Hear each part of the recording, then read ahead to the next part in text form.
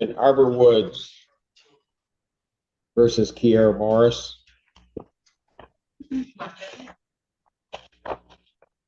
Kiera Morris. This is her motion to set aside default. It is indeed. And we did file I'm here, Judge. I'm sorry. I couldn't get my phone on to work. All right. It's her. Hello. State your name. Kiera Morris. All right. This is your request to set aside the default. Yes, sir. Here's where things get complicated. The defendant openly admits she knew about the hearing date, yet insists she couldn't attend because she was out of state. But in court, one key thing matters: proof. If she knew, why didn't she file the motion earlier? That delay alone could destroy her chances. Next. Yes, sir. All right. And what's the basis? You said you were unaware of the hearing? No, so I was aware of the hearing. I was available for the first hearing. The attorney's office reached out to me and let me know that the staff needed some to be trained and that they were looking to resolve. So I had to keep reaching out, and nobody reached out to try to come to a resolve. So when the court date did come up, I just couldn't get back in time because I am working a contract with veterans in Las Vegas right now. So that is the reason why that I could not make it. I do believe my Zoom hearing was denied. So that's why I need to file a motion to actually be here. Okay. Have the funds been paid to the landlord? So that was the situation for the court date. Just in agreement of what funds they're saying are owed is not accurate. Okay. I took a judgment was taken in November for $1,571.06. You're saying you don't owe that amount? Yes, sir. That judgment was the day that I was not there. So we were supposed to try to come to a resolve. The issue actually stemmed from May. And Rachel Dornbush, I did speak with her on the issue in May. She did try to correct some things that we did not come to an agreement. There was a court date scheduled for May 16th. Now pay attention to this exchange. The landlord's attorney argues the motion should be denied completely because the written filing contradicts what Miss Morris is saying verbally. This is a major credibility problem. Judges rely on paperwork, not conversation. If the motion says one thing and she says another, the motion becomes legally weak, fast. But somehow that was dismissed. But even on the Arbor Woods paperwork, they still had down that I had a balance. So we still should have been in court. So that is, I guess they didn't communicate that with their attorney because this is like all the way from May. So this issue has never been taken care of. Your Honor, Yes. I'm looking at the ledger, and the reason that the case was dismissed is because there was a balance. I mean, there was a credit. I mean, there was nothing due and owing. So the case was dismissed for that reason. Your Honor, first and foremost, I mean, I'm going to object to the motion even proceeding because none of that was stated in the motion. The motion says I was unaware of the hearing. If there was something more that needed to be addressed as a part of this motion, Ms. Morris should have included that in the motion instead of making a false statement alleging that she was unaware of the hearing. That is verbatim what her motion says. I was unaware of the hearing, and this was only filed beyond 10 days because of the holiday. Well, if she was aware of the hearing, then she could have filed her motion on November 19th, November 20th. She could have filed it long before the holiday occurred, which prevented her allegedly from getting to the court to do it. So I'm going to object, Your Honor, that this motion hearing even moves forward on that basis. And I am going to request actual attorney's fees because the motion that was filed is clearly erroneous and a false statement was made to the court. I actually did file more than one motion. The motion that I did file for the Zoom hearing, it was actually denied. So I did have to file another motion. And I did speak with two representatives at the court. One of the girls' name was Ashley, and they did let me know that I did have that time Two, I actually sent a paper and I took a scan of it, and I sent that in with the explanation of what was going on with the case. So I think you may have read it incorrectly. I can pull it up and I can read it to you now. But the only reason why I was not there is because we were supposed to come to a resolve and no one ever reached out. And Rachel Dornbush, when you're speaking on it was a zero balance, if you check back onto your attorney's documents, onto your client's documents on the ledger, the same day that I spoke with you and you put that credit onto my account and we did not agree on my rental rate, they went back and put a non-sufficient funds fee there. So on the same day, there was definitely a balance and we should have been in court on the 16th. They didn't communicate that with you. My Well, rent was supposed to go First up of all, in August. I'm sorry. there was, so, and I'm just to try to get the order of this, and I don't know if you've got this, Ms. Dornbush, there was, so what I have is exactly what you stated on the motion. On her request for a Zoom hearing, she just had indicated that she's currently working out of the state of Las Vegas. I was hoping to come and resolve, but I have not received a call back yet. I can get a flight after work, but I'd be late for court. Please allow me to appear via Zoom. There's a 3-hour time difference. And so I believe that was in the Zoom request. Listen to the judge carefully here. He catches a major inconsistency. Morris states she was unaware of the hearing, yet she filed a Zoom request for the same hearing.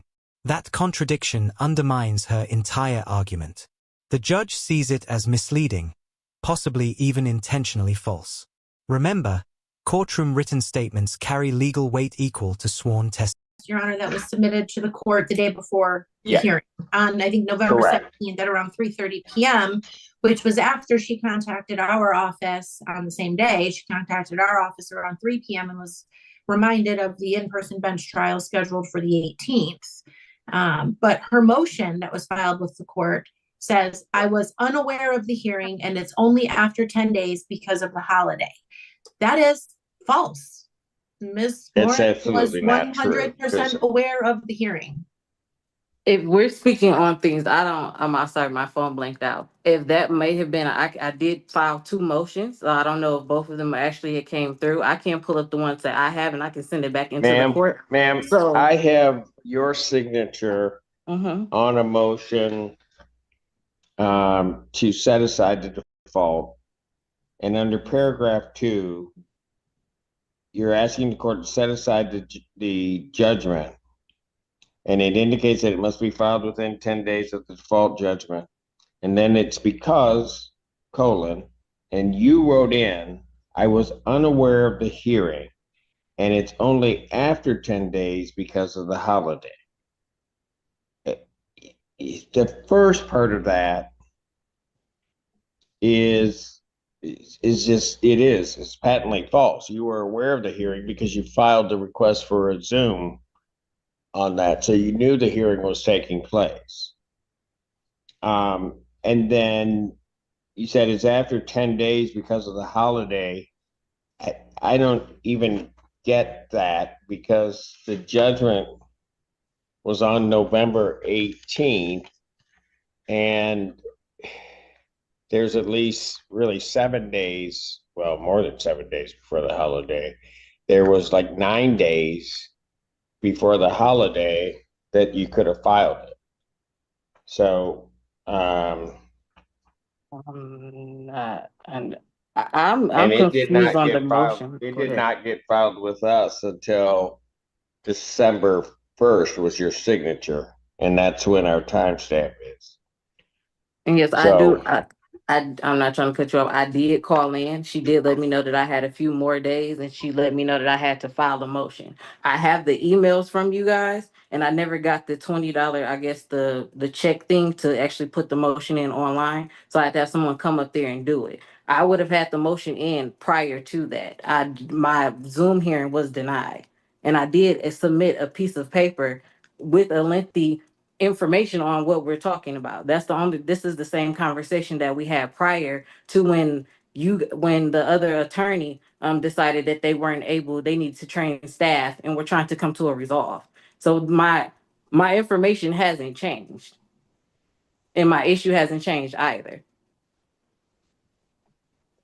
And if we would have been in court in May, because that ledger says I in had a May, balance. ma'am, trying to go back to May, Ms. Dornbush just stated you had a credit on your account, and that's why they dismissed it. Correct, the same day, Judge. Ms. Dornbush is not acknowledging that her client put a non-sufficient funds fee and reversed that payment back onto my ledger after I spoke with her. When are you saying that happened? That happened on the same day on 5/6 of 2025. Do you see that on the account, Ms. Dornbush? I do see that, Your Honor, and I believe I can't speak to it with certainty because I was unaware of that until Ms. Morris brought that up.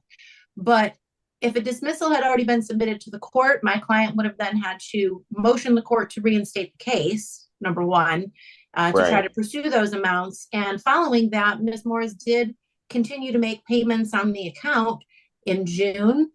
Payments were made and credits were done to the account, leaving a balance of $50.49. And so I don't believe my client felt there was a reason to reinstate based on subsequent payments being made. Well, sorry, I don't want to cut you off. Just to let you know, Ms. Dornbush, because I know you didn't speak to your client. I spoke to them and we were going back and forth. They ignored my phone calls, a whole lot of things. That was done probably about 2 hours after me and you had spoke. And they literally have it on the ledger. They knew about it, and it took over 30 days for them to actually correct that. And they also put a $30 late fee onto May's rent as well. So this is an issue that needed to be addressed because just like with the $2, my rent was supposed to go up in August. That's a whole 12 months. So I understand what is her current balance? The current balance, Your Honor, hold on. I've got to find the current ledger that I have for this case. Give me just one moment. With December, Your Honor, $2,364.19. And ma'am, if I take everything that you're saying, how much are you saying you owe? Honestly, Judge, there was a discrepancy in I know September. that. Okay, so I'm saying you in September. Tell me, taking out all of that, how much do you think you owe right now? I think I owe them around $300 from the discrepancy that the office made in September, sending out a notice, 7-day notice, saying that my rent was $360. Did you pay December rent? Yes, I did. I paid it into escrow at the court, and I did that with November's rent as well. Okay, I got $700. So you're saying that if I take that $700 off, add the $300, so basically $1,000, that you're saying that there's an error on your account in the amount of $1,364.19. Yes, it is. Absolutely not, Your Honor. You can say absolutely not. Where is that going to come from, ma'am? So where it's coming from is my lease is supposed to start in August. They charged me a lease increase in May, June, and July. My lease is supposed to be from 8/1/2024 to. All right. So in May, June, and July, what are you saying they charged? They charged me $694 for lot rent. And if you're saying that, what should it have been? My lot rent should have been $657. So that's about a $50 difference each of those months. That's $150. On top of late fees. So how many late fees? They charge you 2 late fees per month. Okay, so even if they did that, per month. And Ms. Dornbush, maximum amount of late fees per month is what?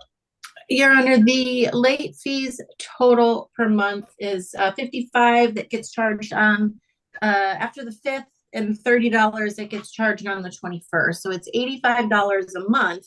However, let me go look at Ms. Morris's ledger and see if she's actually making these payments timely. Because if she's not making her payments timely, whether there's a discrepancy or not, the late fee would have hit.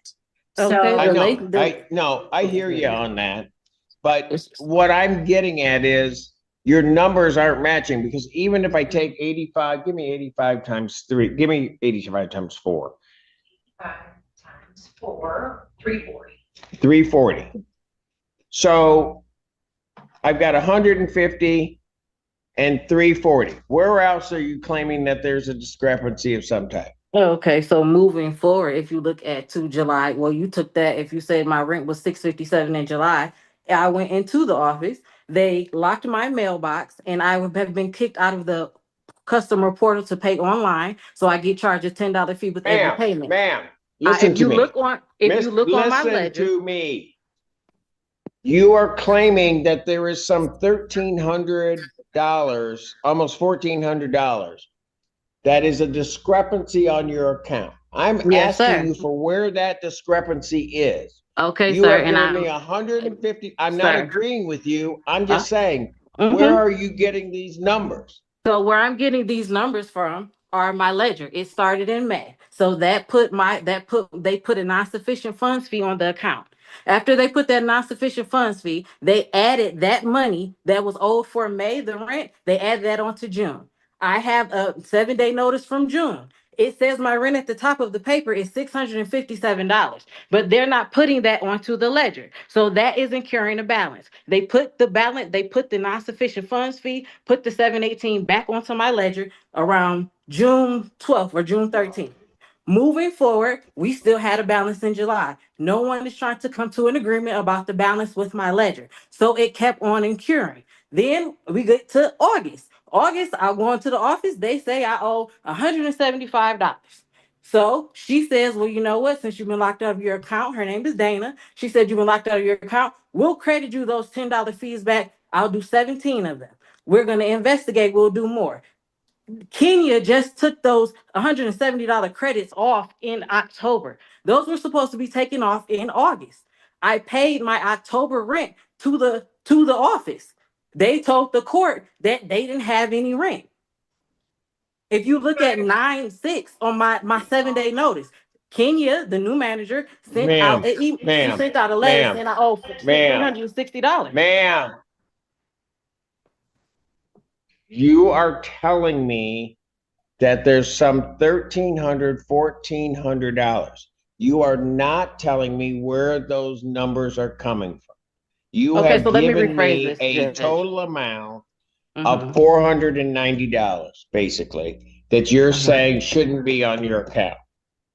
I said there's a total, the $450, if you look at my ledger that I paid in September, that was supposed to be the total balance owing for September. That was a staff error. It was $360. I made a $450 payment to cover the late fees. So I should not have a balance. That was a staff error, not my fault. They sent me one paper in the mail and they sent another paper to the court. They also tried to steal my money order. I also submitted to the court the payments that are made on their check system. My money order from May is not in that check system. Kenya, the manager, asked me, well, did they put it back into the check system? I said, I don't know. So I asked her, could I have proof? So all of this, my account is screwed up since May because of these different charges. They're saying I owe $2,000, but they also charged me a late fee and my rent was in escrow in November. My rent was paid to the office. The only time my rent was short was in September of 2025. And that was a staff office error. That was not a tenant error. I paid what they said was owed. Then they turn around the same day and send the court the same paper with different numbers on it. That's not my fault. All of their information that they even sent into the court with my lot rent. Sometimes it's $266, sometimes it's $390. And there it is, the moment everything collapses. The judge denies the motion, orders escrow funds released to the landlord, and ends the hearing abruptly after repeated interruptions. Whether Morris is right or wrong about the accounting errors doesn't matter anymore. Her courtroom behavior sealed the outcome. If you're watching this and want more real courtroom breakdowns, be sure to like, subscribe, and share your thoughts below. $91 and Rachel Dornbus, you or the rest of your colleagues never addresses it. They started my lease last year in 2024 in July. It was All right, supposed to start in August. ma'am, here's the problem. Problem is, your motion says none of this. Is that my motion, a motion that I did, or did someone else do that? I don't know. Because I can It's the send it back motion in. you, I can send proof back in.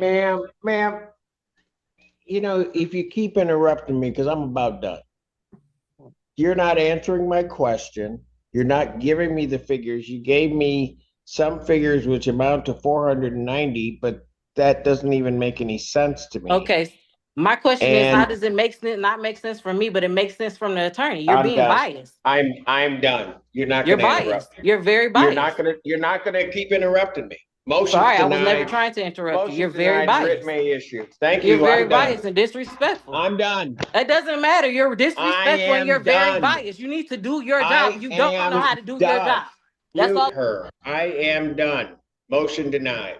Your Honor, I would request that the monies held in escrow. I think, Your Honor. The monies held in escrow are released to plaintiff and will be applied to the account balance. Thank you, Your Honor. You have an attorney. You have a boss as well. You're very biased, rude, and disrespectful. Mute her and kick her